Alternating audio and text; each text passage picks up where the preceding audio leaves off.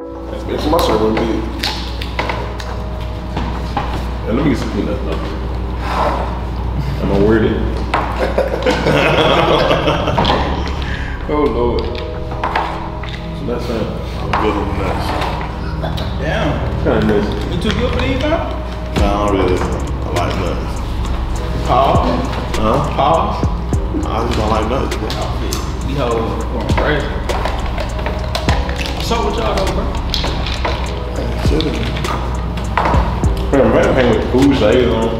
You live on the stairs, man. I'm kind of sensitive to it light a little bit, bro. What's the meaning of the shades though? That Cartier? Wolverine? Cartier and cheese on the side. Yeah, that worked too hard. He both got me up there, he ain't even up there. I had the same shit told me, bring over. I got two baby. Damn. I got a brown pair, and it's the black lens. And then the Oh, sometimes I feel a lot of ignorance around now. So, You trying to be blind to it? Yeah. Come on, honey. Y'all boys crazy. It's still an idea now, man. Yeah, I ain't gonna lie. Lately, we've been checking the trend. Everybody was always shade. You know, people ain't never wear shade before. Everybody wearing them now. I mean, but you know what I'm saying? The sun out.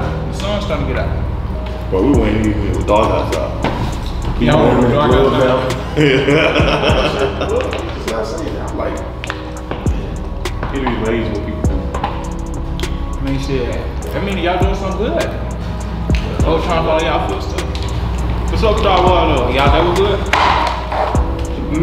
Oh man, I had Dr. B today. Got the beard full of hell. Cool with it long. What time you get out of class? What time y'all started class? Well, it's two classes, but they run concurrent to each other. So like 2:30, then go to 4:30 type shit. Yeah, but it started at 1, and the other class got at 2:30 to 4. Yeah. But, you know, we get like a 5-minute break, and we come right back. Well, see, now that's too much for me. We do it. Yeah, we be It ain't that bad because I had the same schedule. It ain't that It bad. doesn't matter. Yeah. It ain't that bad, it just like, So you plan on utilizing the degree or you just? Eventually, but Well, I'm not gonna say utilize. I think you utilizing your degree right now. But no, I'm not really using my criminal justice degree right now. But eventually I will. to do what? To do what? Like psychiatrists and stuff like that. I mean, they're still not using it, but I can still collaborate with that. You know? Right. you got a mic? I was looking at like the political science department at University of Memphis. What stopped you from for what though? Like what? That's where I think I want to get my master's at. Political? Political science. What you gonna do with that? Well, I'm deeply into politics now. I like to get out of politics. I probably want to go into like a civil defense lawyer or something like that. So why you gonna get a criminal justice degree? I'm too far ahead. I'm already in my major classes now, so it's too late to change. I'm saying you get a minor, you go get your master's. You said, say it again? I said you get a minor, master's. Mine and my master's. I'm just saying like you can get either or. A minor. Oh, gotcha. You can see how that play out. Cause you should know the amendments. I do. Some of them. What's Amendment 4? I don't know. You tell me. Search and seizures. How you know that? Now you was in this man. What's Hey, don't What's put me on the Amendment spot. 5? Don't What's put me on the Amendment spot. Is that due process? Come on now. It's a shade. It's a shade. I must have to take a test on the amendments or something. And see, that's the reason why I want to go like political science school. I just think I'm not up to date with the policies. Being a counselor, you saying that because I'm a counselor, but I disagree with that. We don't learn that means just because I'm a counselor. But you still have to know We your there to civil make rights. we there to make new rules every day. We learned the amendment to like manipulate the law. That's why we learned. Yeah, that's why we learned amendments and articles. But what's Amendment 17? Amendment 17. I don't know that one. I didn't even know we had amendment 17. What's Amendment 13? Ooh, what is Amendment 13? That shit crazy, son. Oh, it's Amendment 13. Amendment 13 got something to do with the black people. You know how they need to throw out? No. The Army is Amendment 17. No, the Army is like Amendment 3. Check out like stop talking about Amendment like 16. conspiracy or solicitation. Hold on. You got me. No, I'm saying because I want you to look at Amendment 3. That's what I think that's deal with the Army. Army can't hire people in the house. Can't hire Oh, army yeah. people in your house. Army people. How many shots you need to pay? But maybe 17. I know what you're talking about though, cause I was talking to the dude one day. He was like, "Man, they're about to go to war," and he was like, "He just wanted to see his family, so he acted sergeant." He was like, "Nah, you can't." So they called daddy.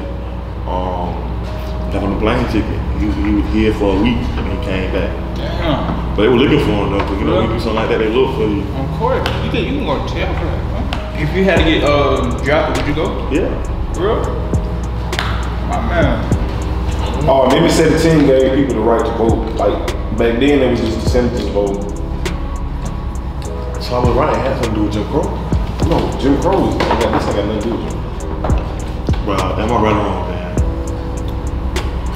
Nah, I ain't gonna say you right. Reason why I went though, because I feel like I'm not mentally prepared to deal with what they go through. I'm not mentally prepared. What are we going through? What, like you talking about like masters or like? Somebody, would I go to the military? I said no. Oh, okay. No, I wouldn't never go to the military. I feel like I'm not mentally prepared. I won't be stable enough to, sustain all those things that the people be going through. You play football? I play football. You good? You think that make you good? Man. I ain't gonna lie, bro. Football. I just say a lot of stuff. Not saying. Retired veterans, you think the American treat them right? Of course not. Right then. I ain't doing no people like that. When people come back mental. No help, no family, no funds. A lot of them go to prison. A lot of them go to prison. I actually did a video. It was a homeless dude. He was a veteran. So my question is to you, I don't think I'm mentally able to do that. If I come back in the condition that those people are in, who will help me? Who will provide for me? I would. Where would you be at? How would you find it? Some people come back, they don't even know how to get back home. I'm saying people have PTSD on little things. People have PTSD on little things. I don't think that is a thing now. That was like people that was actually in like wars and stuff like that. Like, what? What do you mean what? What you mean? Like not our generation got PTSD. Yes, we do. Like who?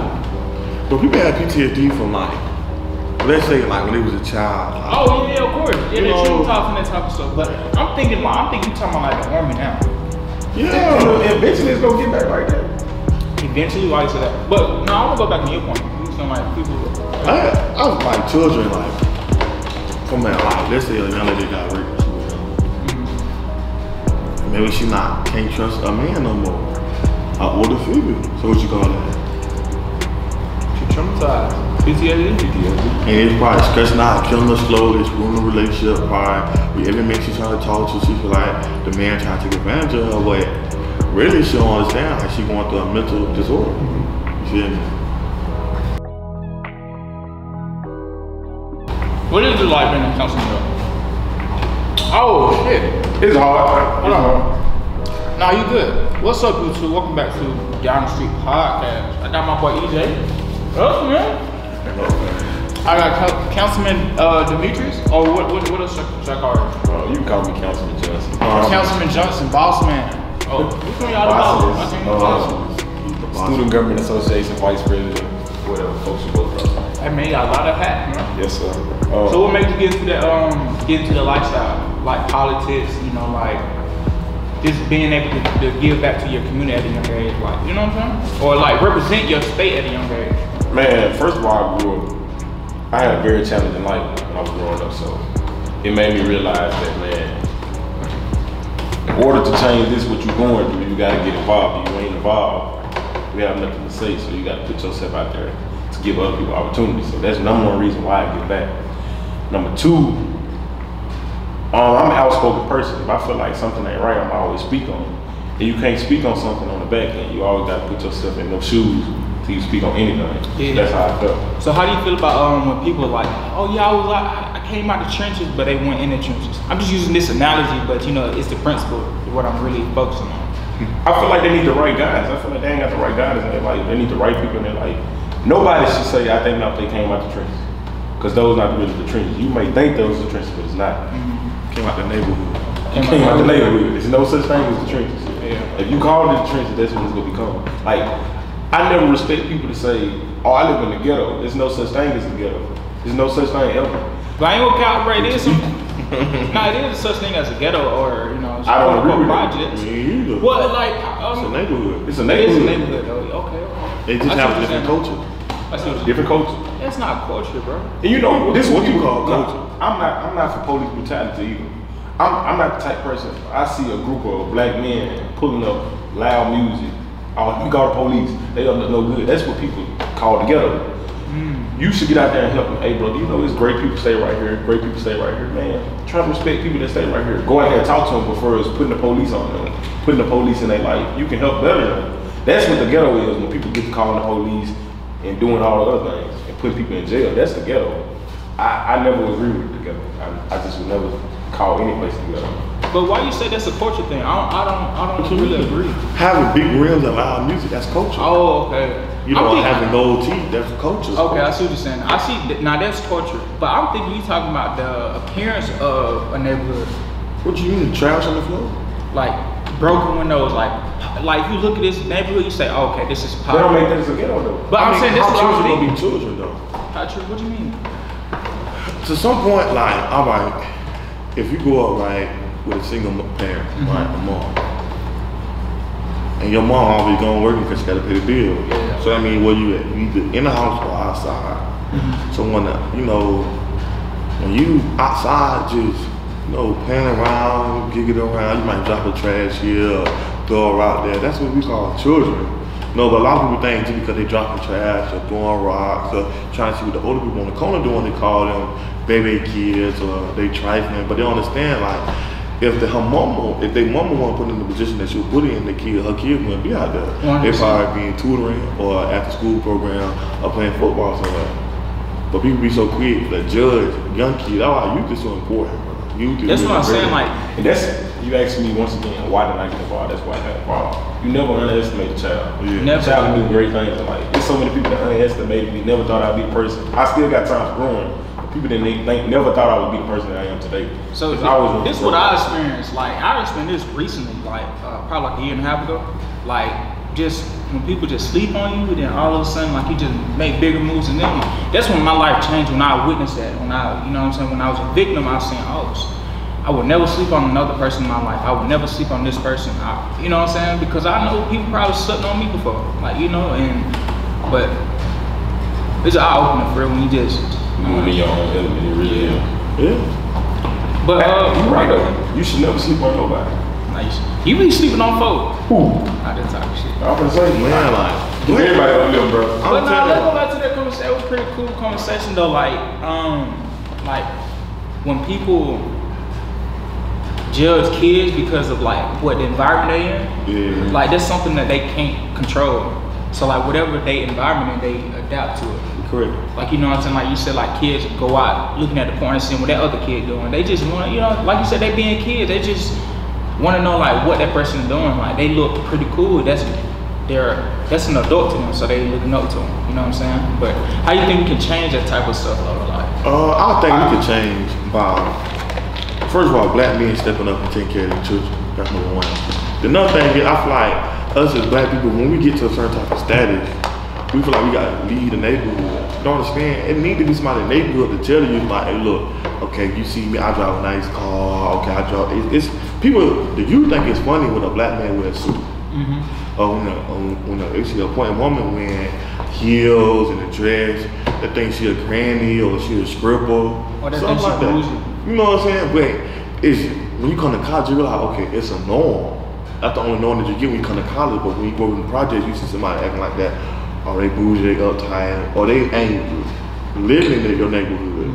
But see, like, and I feel like the black people should stay in the neighborhood so they can show, okay, look, I made it to this point in my life, and I'm still here, I'm still thriving, and you can do the same thing. A lot of times, people move out the neighborhood, and man, just forget about it, Like, so you think that's a good thing? First of all, neighborhoods create themselves. Think about it. Neighborhood corrects itself? Neighborhoods create themselves. You move to the best side of Jackson, Tennessee. Those people that stand right there right now, they gonna try to leave away from where you at because they feel like you bring more of your kind over there. So that's when the neighborhoods recreate themselves. Like, but we gotta get out the mindset. Oh, we gotta stay right here and help fix this. Encourage those people to stay. You never should move out the neighborhood. That's how they get down there. So what about when? Hold on. What time you on? 18. All right, bet we cool. So what about when like, I'm just using rappers because that's what, you know, a lot of people focus on. Like when rappers make it out the hood, you just said we shouldn't move out the hood, but rappers move out the hood for their best interests. So like for safety reasons. A lot of rappers be. Well, I know they be capping, but I'm saying. Beefing with where they stay at because, man, they don't slander their neighborhood so much. See, like, a lot of, it used to be a norm with a rapper. Like, you see Biggest Smalls used to go back to his neighborhood, walk the streets, corners, everything. When he used to see a drug, he'd get him money out of his pocket. He went to a dice game one time, dropped hundreds of dollars down at the dice game. Like, man, I'll scatter from around here. You know what I'm saying? Like, one hand number one type of people be so scared somebody gonna hurt them, harm them, or touch them. And Dom, you gotta do this. Treat the rap game like politics. Rap's been made so many promises that they ain't killed.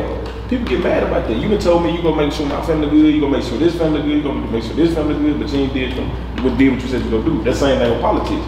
You got in office, you said you gonna do this, you do that, you never did. So people get mad about that. So they don't want to take their anger on that person. Yeah. And then a lot of times, a rapper don't even be from the neighborhood that they claim they'll be from. So a lot of times, you talking about coming back to the neighborhood, they ain't never been there. They ain't never been there. They don't even know what the neighborhood is like. They just heard somebody saying, oh, I'm from Memphis, Hollywood. Now they from Memphis, Hollywood. But I'm saying, though, you said that we shouldn't move. What if the neighborhood is, like I said, the appearance of the neighborhood is just completely poverty? Okay, look. People say East Jackson is poverty. East Jackson is not poverty. It's not. If we call Lincoln Court's poverty, it's not. It's not. It could look way worse than that. Yeah. It actually looks pretty way worse. Yeah. Actually, look. East Jackson actually is a pretty good part of Jackson. It actually is to me. It's just because it don't look like North Jackson, West Jackson, or South Jackson don't mean East Jackson ain't good. This is good. This is not poverty. This is not the hood. This is not the project. This is a side of town. This is East. This is East Jackson. This is a neighborhood, and you have to respect it. I respect it as such. And then you rule the neighborhood. Yeah. But like, how can you evolve like this environment? How can you make this community way better or more intelligent? I feel like it's people on already. the inside have to push. What you mean? Like people on like north side, east they have side? to push. They gotta want better for the whole city. They only want better for their side. But they don't want better for this side. This side ain't gonna get better. It's not worse. It's like division, like it's like fighting against each other. It's no Know what I'm reason saying? why, like somebody that grew up in Jackson, like graduated high school, no reason why they should work in that Popeyes. Why they ain't come to Lane? Get into Lake College with 2.0 GPA. But I'm saying though, school ain't for everybody. Well, why you ain't going to become a technician or something? You know what I'm saying? It's other options you could take. You could start just a small business. But what if that's their start? Man, you can start at Popeyes. Yeah. But what if you see yourself in 10 years? Yeah. You gotta have a plan. You gotta have a plan. You know? You gotta always have a plan. 100%. And now without a plan to fail. Come on, man. That's smooth, dude. Michael Jackson shoes. Come on, man. I like that, bro. But I ain't playing till I came to college. Man, I came to college, didn't know what I wanted to do. Hey, same here, bro. And then, man, stayed here, came over to playing. I'm still right on that plan every day. That's how you should be. I think my plan has changed a lot. Like when I first got here, I want to be a police officer. It's like as I get older, like I see myself like, okay, I want to like really involve myself with the youth. I really want to get myself involved with like younger people. So I don't know if I want to be like a dean of students at like a high school or like I don't know, like an assistant principal or. You ever thought about being a counselor? No, I want something a little bit more hands-on. Okay. Well, I'm saying like, cause you say you want to get with the youth. I mean, but like, and you said high school, so counseling, like, that's when high schoolers need, well, we just say high school. This is when they need the most counseling because you know they're going through a phase of like. I can be very wrong when I say this. I feel like counselors ain't hand-on with the youth. I feel like they're only there for $1. Right. Being a dean of students, you really there. You walking the halls. You see what the student really going through.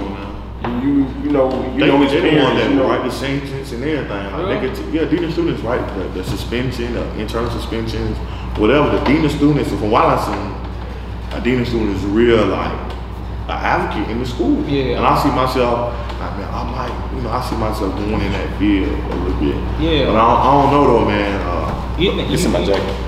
You think you're gonna do high schoolers? But I'm saying like when they in high school, that's when they already develop their mindset. No. See, what people miss out, when you get to high school, you like raw meat. People think you raw meat like when you in middle school and elementary. When you come to college, you still raw meat. 100%. But you need guidance through high school to make it to college. If you don't make it through high school, ain't no college for you, ain't no technician school for you. But you need a little bit guidance through college. You need somebody that's when you're open ear, they understand what you're going through at home. Somebody could be there and say, hey look, I done been on my phone, I done flick the lights, and the lights ain't came on. I done twist the knob, and the water ain't came out. I done slept where there ain't no heat. I done slept where it just been cold or ain't no air conditioning. I done been there. You need somebody that's gonna say they done been there. You know what I'm saying? Yeah. So I want to be in the best position possible to help the young, black, lost individuals. So whatever position I can take, that's what I'm gonna take. Excuse me. But I'm saying that you shouldn't just take anything though. You know what I'm saying? Like, what you mean by anything? Well, I'm saying like if you have opportunity to where you can start your own firm of like a youth center, or you can take this opportunity being a principal, I feel like you should take the route of your own firm because you can lead it how you want to lead it. You can attract all the kids that you want to attract. But when you are a principal, you only limited to only those ages. If you feel me? I understand what you're saying. But see, I was thinking about starting like, you know, a small nonprofit or even starting a small school. But I realized, and this ain't shade now, I realize how black people don't want to give back.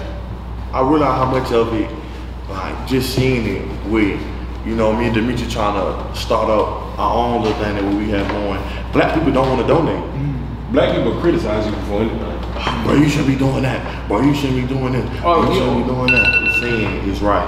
But black people won't rub two niggas together to get a dime. Say that one more time. Black people won't rub two niggas together to get a dime. And I can say this. Now how many Caucasian people I asked to get back to my camp? I need to come up with $1,500. Yeah. Right. I didn't ask not one Caucasian brother. But you know how many Caucasian people offer to give me some money? How many? 10. I count on hand. 10. Did I take their money? Nah. Caucasian people give you money like this. But black, you gotta do this, you gotta do that, you gotta do this. It shouldn't be like that. It should not be like that. That's why I did not donate. You saying you didn't donate because this ain't gonna go on the podcast, but like begging, like you asked me twice. Damn. You gotta put this in there. You can't not tell the people that you're not a beggar. I mean that you're not gonna donate to the black people. No. That's the thing. I will donate, but like it's just like okay. Okay, you don't like assistance. No. Do you agree? If a black man is like assistant and I'm on his grind, he will fail. You already got the odds against you, brother. 100%. If you're not on top of everything 24/7, you gonna. Man, I don't agree with that. You don't agree with that? Let me tell you why. Okay, look. So if you knew somebody, right? Yeah. And they said, hey, okay, somebody asked you for money. You like, hey man, I got you. You never they didn't give you a deadline, nor did you give that person a deadline. But they continue to ask you, like they beg you. Would that make you more aggressive to get that money or like to keep your money? I'm a giver. One thing about me, I'm a giver. Like actually, I'm just a firm believer in giving. Yeah. Like when it comes to the bookstore, I spend a lot of money in the bookstore. Like when it comes to like black people businesses, I don't buy soap I never use from black people. I don't buy clothes I never work from black people. I don't buy shoes I never work from black people.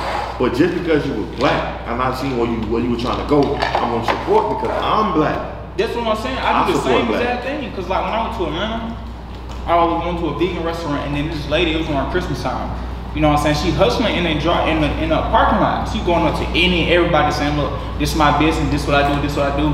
And she walked up to me, and I didn't even know that at the time that she was actually like doing that. I said that after I saw what she did to me.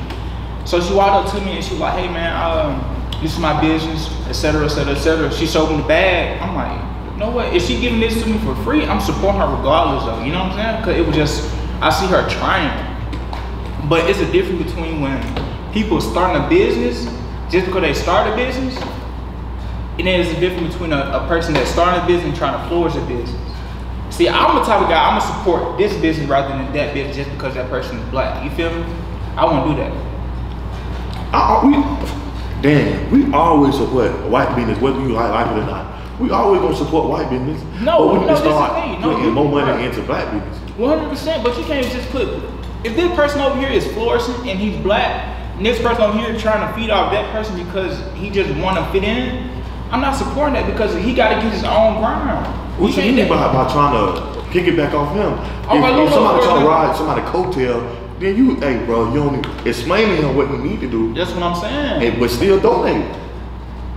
Really? Don't kill a man's dreams. Don't kill a man's You dreams. can use Lane College for example. There's so many things people don't disagree with. They disagree with Lane doing. But you see they 25,000 to this, 25,000 to this. No, this is a good concept. But like, okay, for me and you, for example, you know, you're from Florida, right? Correct. Florida, Miami, they known for dunks. Like, you know, like you know what I'm saying? Old school called rims. Yeah. I'm from Georgia. We were known for like luxury cars. And like, you know what I'm saying? Mm-hmm. So if I see you with a dunk, you start your own business, you flourish. And I'm like, fuck that, I'm finna do what he do. I want to do it just because I'm trying to get what you got. Well, I'm gonna say what to get what you got, but I just want to fit in with you. Would you? I don't know how I'm gonna do that. Would you donate to him or me? Both. Both. Yeah. If I had $20, both of them get 10 apiece. If you black, I'm donating. I'm supporting so many black businesses right here in Jackson, and they probably ain't never seen my face. The dude down here that sell tires, I ain't never bought a tire. I'm riding on 22. He ain't never seen me before. But I'm gonna give somebody some money to go get. I support him. I'm like, bro, I know this person, but look, I want to put some money in your hand. Hey, bro, you need the money. I say, bro, just get it to dude so he know. Like, look, people out here supporting you.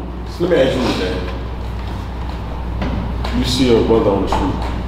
He unfortunate. Mm-hmm. Would you give him some money if he asked? I would give regardless. All right then. What you mean? But you never know the circumstances when he doing that. He could be flourishing right now. But that's what I'm saying. He could be putting that shit towards drugs, etc., etc. But the fact that That's black people problem. Wait, no, yeah, I'm just saying. look, that's my point. I'm finna get you to say it. You should never worry about what nobody doing with the money. No, bro, you get just, the money, bro, you just try to set me up. Not trying to feed it. I'm trying to figure out what he just said. But no. You can't set me up like But that. I'm saying though, Dan, once you get that money out, It's not your problem. That's what I'm saying. problem. Look, I'm a giver, bro. I'm being controversial right now. You feel me? I'm a donate to black people. Not regardless. Like my homeboys got clothing brands. I haven't donated to their clothing brand because I want them to keep on going. I'm not saying I'm gonna ride their wave when they get to the top. I just want them to keep going. You feel me? I'm a support no matter what. Like my support system isn't always about merchandise. I'm supporting like through likes, shares, comments. Like let other people know about their business. 100% rude. No rude. I agree with exactly what you say. You don't have to support to get money. Yeah. Your support can be any kind Uplift. of Uplifting, yeah, 100%. That's what I still donate, no matter what it is. You feel me? But I ain't nothing like a black man knowing that somebody care for him. A black man not gonna really like and that's what thrive in life without love and affection. That's what a lot of black men lack at a young age. We grow up with like barely getting love. I wouldn't say like your parents didn't love you, but you know what I'm saying? We grew like black men grew up to just be tough. Hold your emotions. Tough love stuff. I feel like we need to throw that. Oh, he a boy. He a boy. He don't need all that. Man, come on. It should never be that serious anyway. Yeah.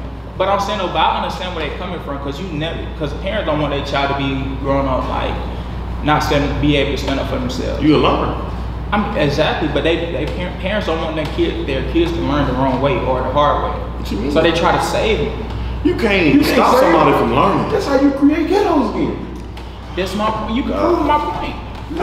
No, I'm saying like we grew up with lack of love because while we were men, our parents don't want us to grow. Our parents don't want us to grow up soft, right? So they say, look, you get a cut, fuck, you don't go to no doctor.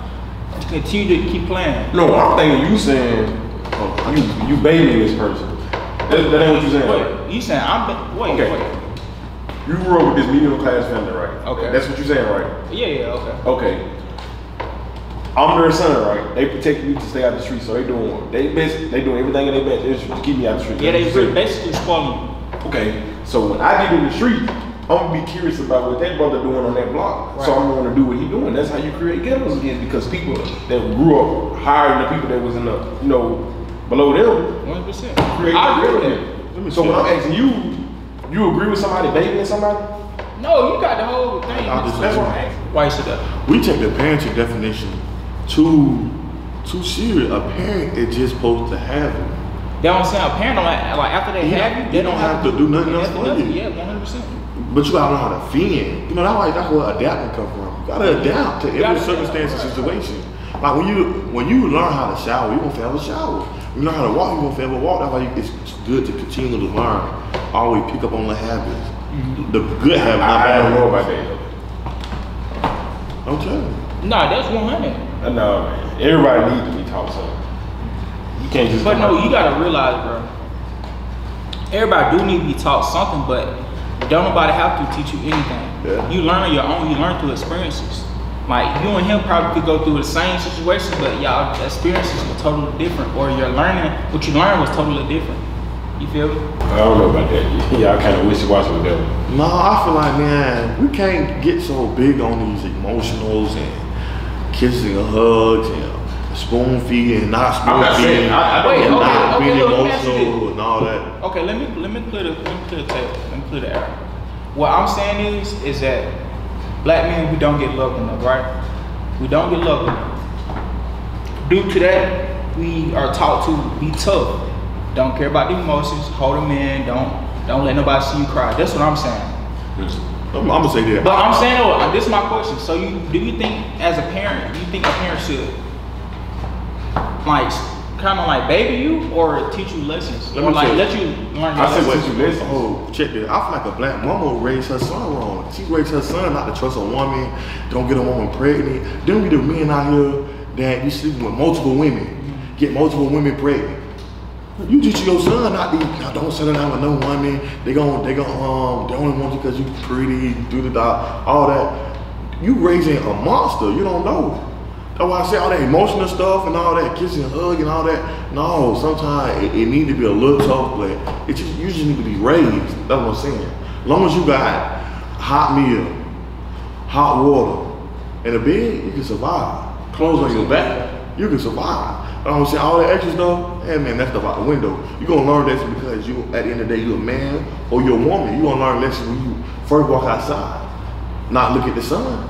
I bet so, ain't nobody going up and just, you're gonna learn. But I feel like as black women, they raising their children wrong.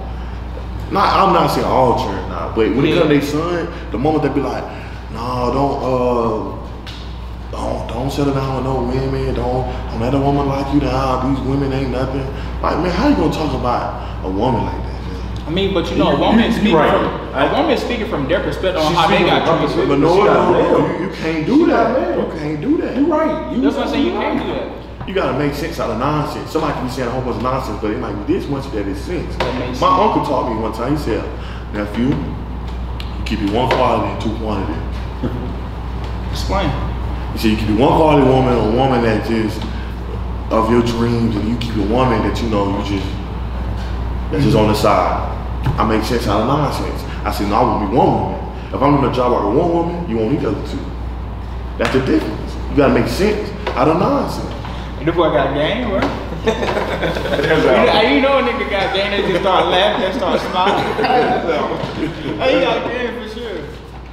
I was raised, man. Nah, so did you grow up around a lot of old heads, or these experiences that you dealt with? Let me tell you. My grandma raised me. I was 11 years old. My grandma started raising me. My grandma moved to Pompano when I was 14. And there was this older guy at the park his name was Uncle E. Now, he was an ex-murderer. He had he'd been to prison twice. First time he went to prison, he had 138 counts of armed robbery. He did 7 years, got out. One day he was in his front yard listening to music. He was playing Tupac had just came out. He said a white man walked on his yard. Mind you, now he had been out 3 weeks. White man walked on the yard, turn it down. He said, turn it down, nigga, and slapped him. He turned around, shot him, killed him, took off running. But his daughter watched him kill him. So he went, threw the gun in the river. They tracked him down 2 weeks later. He could have beat the case, but they asked him why he had a gun. He was a convicted felon. So it was self-defense. That was because his daughter got on the stance and everything. So he got out of prison about 07. And I met him at the park, and every day I went to the park, this man would teach me something. That's why I'm saying, like, it don't necessarily have to be your parents that raised you. This man was giving me knowledge that I never even heard before. An ex-murderer taught me way more than some of my uncles ever taught me. He was teaching me stuff that my daddy wouldn't teach me, but my daddy would teach me. But this man was giving me knowledge after knowledge after knowledge. And we talking about an ex-murderer, a man that did over 25 years in prison. This man was giving me so much knowledge, I was like, oh my God. But before I met Uncle E, I was 12 years old. My grandma at the time. I got something to ask you. She was she tried to move to the suburbs, so she was staying in this part of town called Tamarack. But I used to have to go to school, quote unquote, in the projects in the neighborhood. So I had to go 2 hours across town, catch 2 buses and everything. And this dude that was there, the dude had like a slur, like he talked with his tongue. And I found out this dude was he was a convicted, like he was a sex offender. He had a child. He had a child from a woman that was 14 years old. He was 36 years old. He had a child from a girl that was 14 years old. And this man would give me knowledge after knowledge. He would give me more knowledge than some people ever did. More than some of my professors. Some of my professors that they be dropping jewels and they be dropping nothing but just talking. These people right here gave me so much knowledge. I was saying the community actually took part in raising me. Why they say it takes a village to raise a child. The community took part of raising me. My mama and my daddy and my grandma, they weren't the only ones raising me. The community played a big part in raising me, not only just my mama and daddy. It got to a point that these guys would give me more knowledge than my mama. Cause I ain't seen my mama like that, but I seen them. These guys was giving me so much knowledge. Like, I can't believe it, cause the knowledge they give me, I stick with it now. You know, like people like, man, why you don't go to parties? Why you stick to yourself? And why you do this? Why you do? And how I was taught. And you just answered 2 of your questions, bro. Like you just said, the reason why people shouldn't leave the village, or the reason why people should come back. This man just taught them. But what I'm gonna ask you, do you feel like feelings deserve a second chance? Yeah, you know what's crazy? I literally thought to myself earlier today, I'm like, people change over time. Yeah. Like, you know what I'm saying? Like, a lot of people, you know what I'm saying, discriminate. Like, oh, you got dreads, you gotta be someone bad, or you ex-felon. Nah, you ain't changed, you still the same person. In reality, like you just said, that man just changed your whole life. Yeah, he put positivity into your life, and now you living by first knowledge. You know what I'm saying? So, like, I do believe, like, people deserve a second chance. 100%. I feel like we should have life sentences in the state of in the United States. We should have life sentences. But I still think there should be a punishment on, like, how people can learn. But I'm just saying, like, nah, that's just torture though. Like, keeping people incarcerated for like over amount of years, bro. You can't do that. Once you got past 25 years, I don't agree with life sentence or death penalty. Ooh, death penalty, yeah, that's I never agree with death penalty because it's not a human job to decide when a man is supposed to be done. Yeah. I never agree with that. I mean, life sentence, you just have something. What about serial killers though? He still gotta learn. Everybody gotta learn. But I'm saying though, like, even with serial killers, they do time in prison before they even get executed. So what you trying to ask? No, I'm saying like I'm trying to answer your question because you know you know how like sometimes people get life, they get like 35 plus years, and then like sometimes people that are get the death penalty, they do like 15 years, then they get executed. So I'm saying like the process is still the same. They still do it kind of the same amount of time. So, I just don't know. Not really. What do you mean not really? Because when you have a death penalty, you have to go through the state and like the federal. For you to be like, okay, I exhausted all my appeals, now I'm gonna die. That's why it takes people 30 years to die. But it shouldn't be like that. You know, in Mexico and Colombia, I know for sure, because I was just watching a documentary. They don't have the death penalty, they have 30 years. This dude, he had killed like 56 girls. I'm not saying this guy should have got out of it. I'm not passing no type of judgment, but the guy did 22 years in prison. Guy did 22 years in prison, got out and got him a job. Changed in Colombia? Yeah. I can see that happening in Colombia. So, but do you think a man is still that same person deep down? Or I won't say that man, but anybody that does a human grow and learn every day. Yeah, human. But people tomorrow, you're not the same. People are trying to pull stuff up out of you though. Like if he was in the United States, let me tell you what somebody would do. That man would have got out of prison, right? That would use everything against him. Somebody would sit their door at that man and go man, to listen to man, and all that. Now the man don't got wham bam. Send the man up. I can see that happening in Colombia though. Yeah. Colombia just. I'm gonna go back onto perspective because weird looks, man. I'm always about perspectives. And like this man said, the man was an ex-felon. You didn't even know him. Yeah, so your perspective was totally different on that person. Yeah. So weird looks, man. Never judge a book by its cover, man. Stay positive. A prostitute.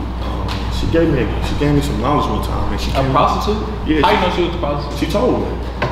She came, she sat down, she had on the dress. She had on the dress, she had on like a little wig, a jacket. She sat down. I said, how you? Her dude actually was her pimp. He screamed out and said, "Hey man, watch my lady." I said, all right. So she sat down. I said, how you doing, man? We not knowing she was a prostitute. I was just talking to her. She's like, I'm all right, you know. I just had a long night. She had just came off or whatever. She was like, baby, you know, I want you to hear me when I say this. She said, I want you to go to school. They said, man, try to get away from Florida. She said, go to school and make something of yourself. And you could come, if you want to, you can come back and try to change the community. But being in the community, I can tell that you can be a positive black man in the community. She said, but if you can, go off to school and get your education. She said, I see that you got greatness in you.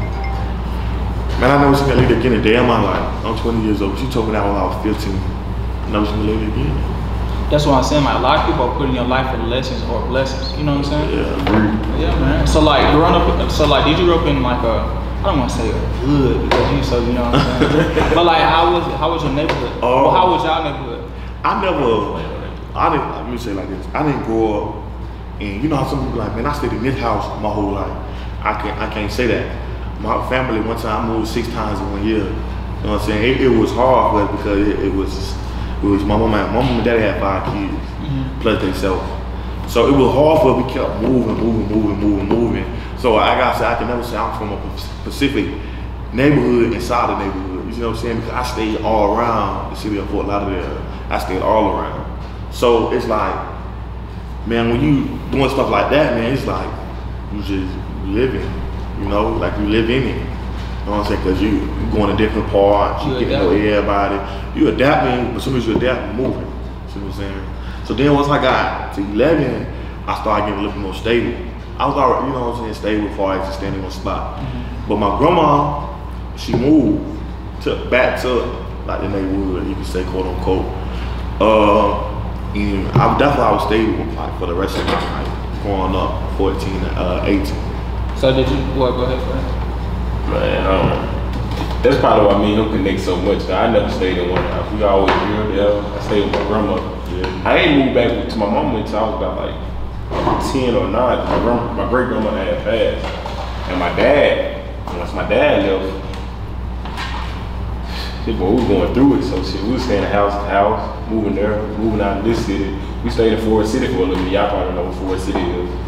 Then we moved back to Earle. I think when I got the first grade, then we got the first grade, my mom got put out of the house. We stayed there for probably 6 months. So that's when I moved back with my grandmother.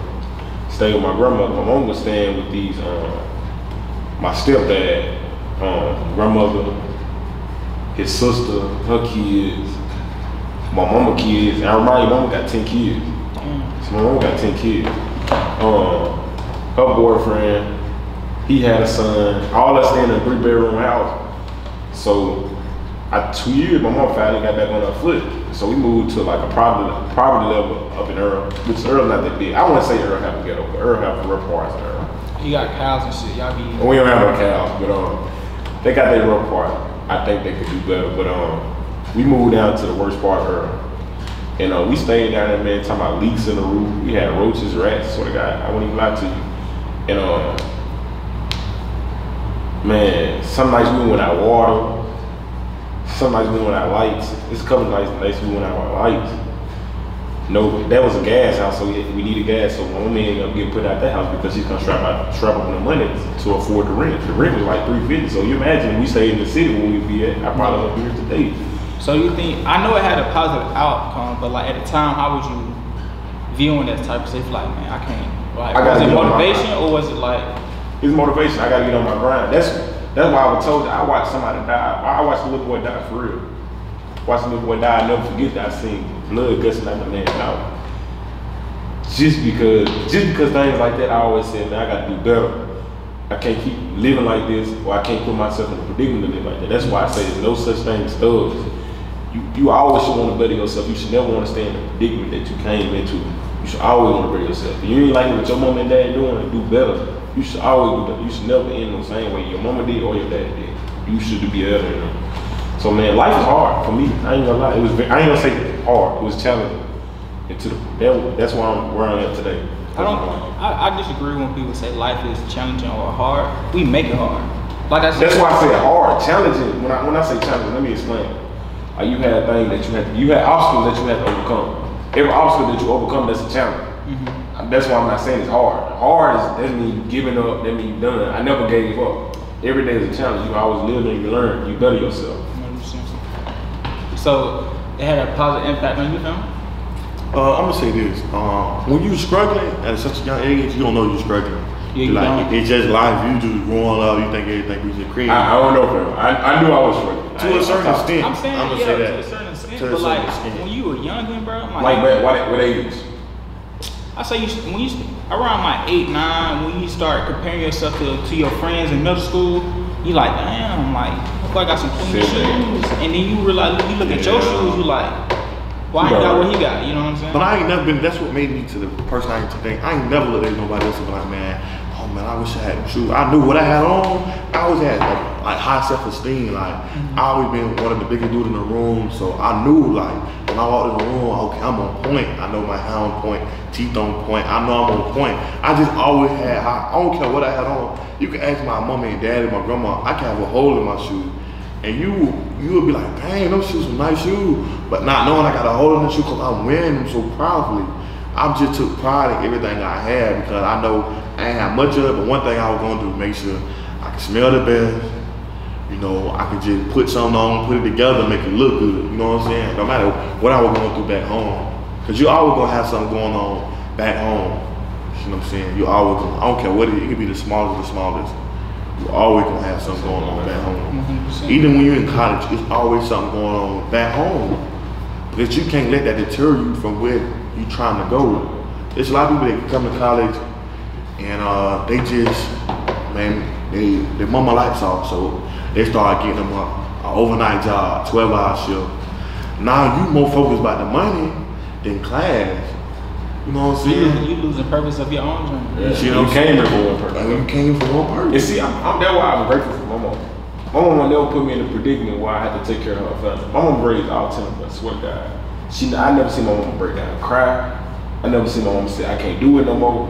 All I seen was my mom provide. Like, she never just gave up. I'm not saying my dad gave up, but I think you could have did better. But everybody got room for improvement. 100%, everybody do.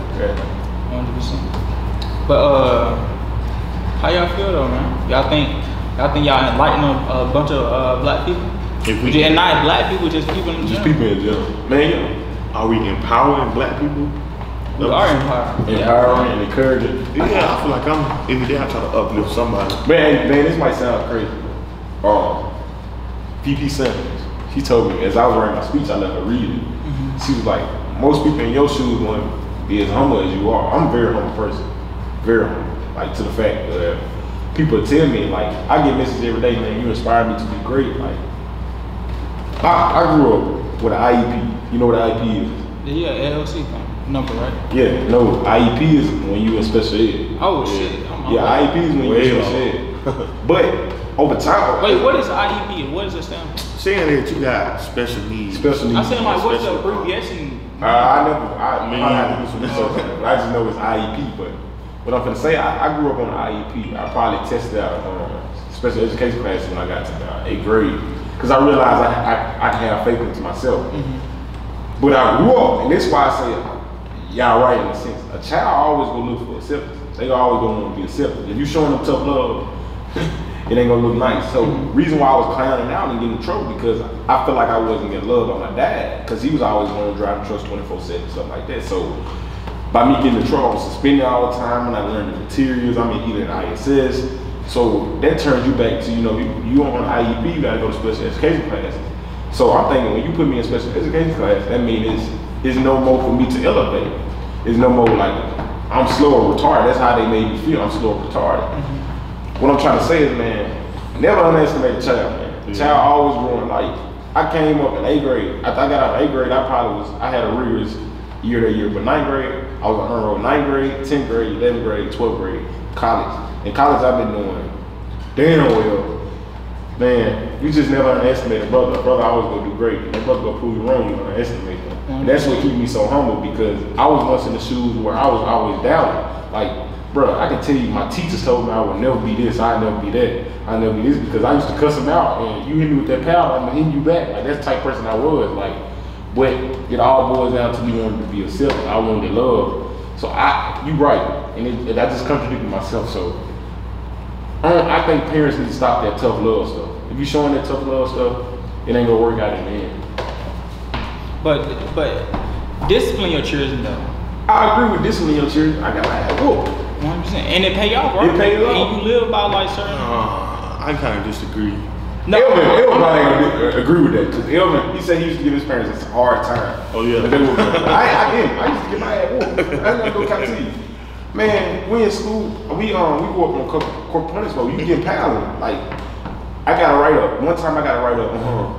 I cussed the teacher out. I called her a bitch. For real, because she told me I didn't turn in no homework. And it was me and this dude named Cordelius Mason. That was my partner in 3rd grade. Oh, bro, it's over. But she said, y'all don't go to recess. So he was like, that bitch ass lady, fuck her. So the student with me, you know how a child is, they go back and tell her. So they come back and tell her, man, we got the principal of her name, Miss Gibson. She on my campaign team now. My old principal, she on my campaign team. That's love, that's love. So, man, when I tell you this lady grabbed a paddle like this, she grabbed that bitch with 2 hands and said, wow, wow, wow. She wore my ass out. Look at what I did. I went back and did the same thing. When I got home, I got my ass whooped. I used to get my ass whooped. It was never no good because I was always bad. Well, so like, just speaking on that, because I just want to hear your perspective, like, seeing that he got disciplined, he got punished, but he still didn't learn. But like, how do you teach someone? One thing about a child. I'm gonna tell you what she was wrong at though. She didn't teach. I got this perfect person, Albert. That's my godfather. He the brother. His kids, he never allowed his kids to make below a B.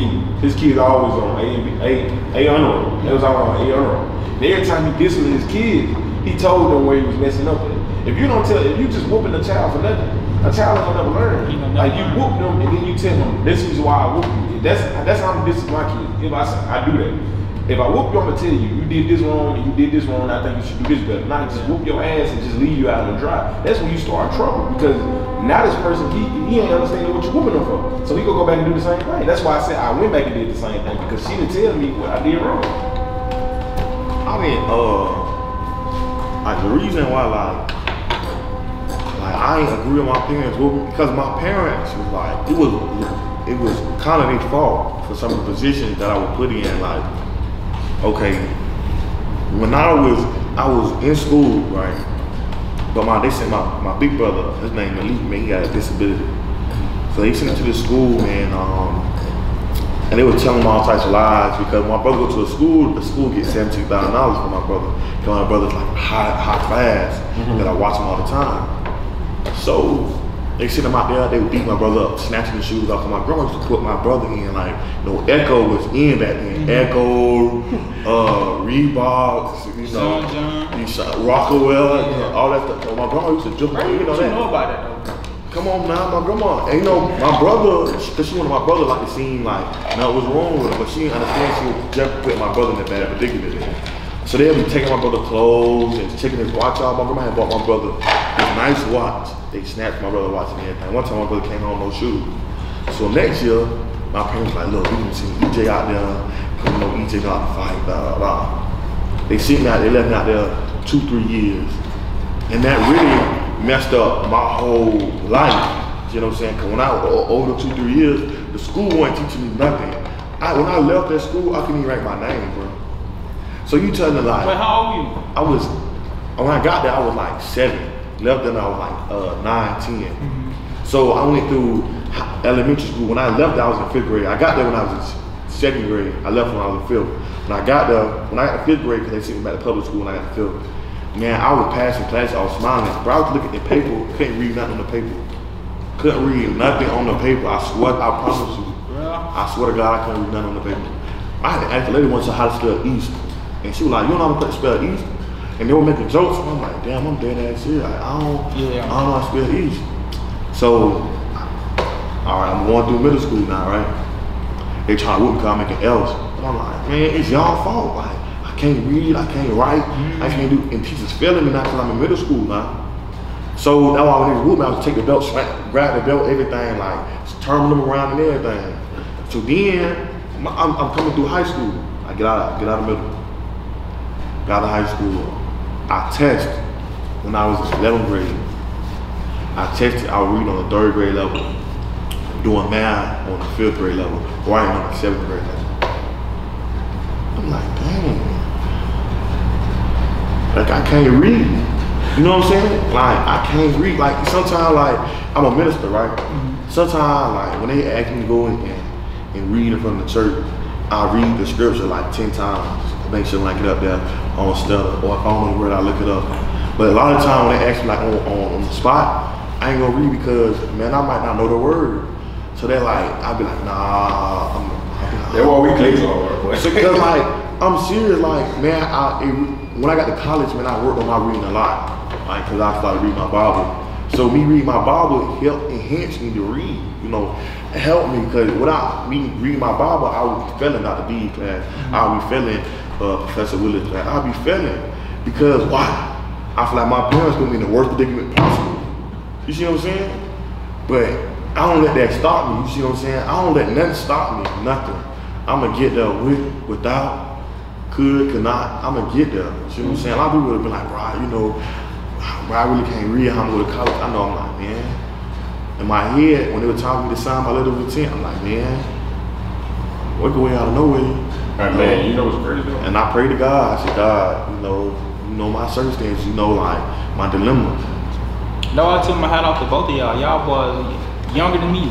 Y'all out here, and y'all out here with the mindset of like, you know what I'm saying, like grown-ups. Like y'all are on the positive. And I think that comes with experience though. Yeah. Like if without those experiences, y'all would never. I won't say y'all would never, but y'all wouldn't be as tough, as wise as y'all are. Like, I don't believe that just because someone is older than you, they're more wise than you. Correct. You know what I'm saying? It's all about experience and exposure. That's it just, I don't know. It just. But what you want? If you don't want nothing right, you ain't gonna get nothing right. But for the audience that's watching, what would y'all tell them to do right now? What's on y'all mind right now that you would tell them?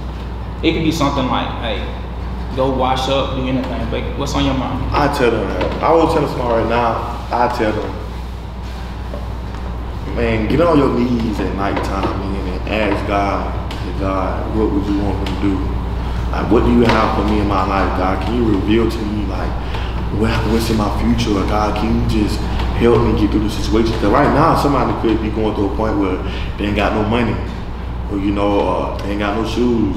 You know what I'm saying? They got one pair of shoes. I don't have one pair of shoes. So it's like, I mean, just get on your knees and pray and ask God to help you. You know, be like, God, if you're young, be like, God, can you help my mother? God, can you help my dad? God, can you help my grandmother? Because, man, prayer fixes things, man. I'm a true testament of that. I'm here to take off me grace. First of all, I'm here off grace. Then I'm here off my prayers and my grandmother prayer, my father prayer, my mother. Because I wouldn't be here without God, man. Like I just told you, man, I got a 3rd grade reading level, and I'm right now with my credits, I'm a senior in college. So, man, a black man, a quote unquote uneducated man came to college. Man, now he's a senior, about to graduate from HBCU, where one of the slaves came to learn how to read. What's the name of the institution? Man, college, the great. Come on, that one and only. Come on, the great. Man, my message, man, prayer is something. Like he said, I'm here by grace. If you want to do something, do it in life. Never let nobody underestimate you what you want to do. I'm doing everything I want to do in life by the grace of God. Like, I never underestimate myself on nothing that I want to do. I came to college. I never underestimated myself. I'm running for a position. I never underestimated myself. I said I can do it. I do everything that I want to do by the grace of God, man. Just try. Don't never give up in life. All right, so look, we're going to end it like this. This is the new motto that I end all my videos on. Damn right, I love the life I live. I went from a negative to a positive. That's the biggest small lyric. So that's what we're gonna sing. Let's do it in the camera right here. Y'all ready? What you say? Damn right. Damn right, I love the life I live. I went from a negative to a positive.